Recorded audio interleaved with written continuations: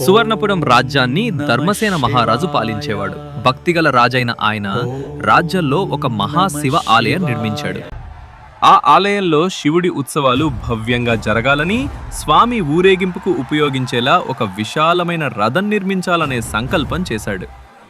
ఆ పనికి శిల్పధర్ముడు అనే గొప్ప శిల్పిని ఆస్థానానికి పిలిపించాడు.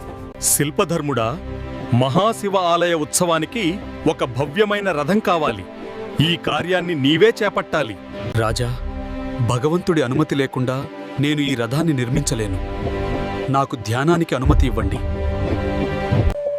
శిల్పధర్ముడు తన ఇంటిలో 3 రోజుల పాటు నిరంతర ధ్యానంలో లీనమయ్యాడు. రాజా, భగవంతుడి అనుగ్రహం లభించింది.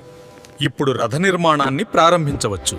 3 నెలల శ్రమతో శిల్పధర్ముడు అద్భుతమైన 4 అంతస్తుల రథాన్ని నిర్మించాడు. దాన్ని చూసి ప్రజలంతా ఆశ్చర్యపోయారు.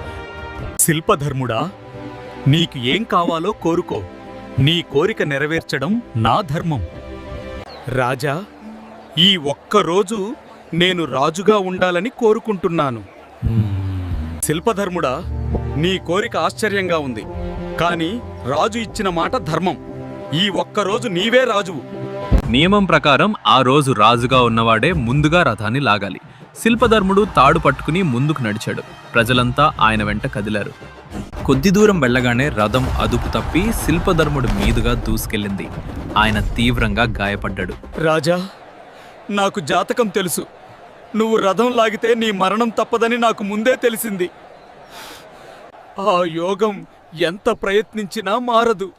అందుకే ఈ ఒక్కరోజు నేను రాజుగా మారాను. నీలాంటి ధర్మవంతుడైన రాజు బతికి ఉంటేనే సువర్ణపురం రాజ్యం సుభిక్షంగా ఉంటుంది అని చెప్పి ఆయన ప్రాణాలు విడిచాడు. శిల్పధర్ముడు త్యాగాన్ని గ్రహించిన ధర్మసేన మహారాజు కన్నీళ్లతో ఆయనను కులదేవతగా గౌరవించాడు.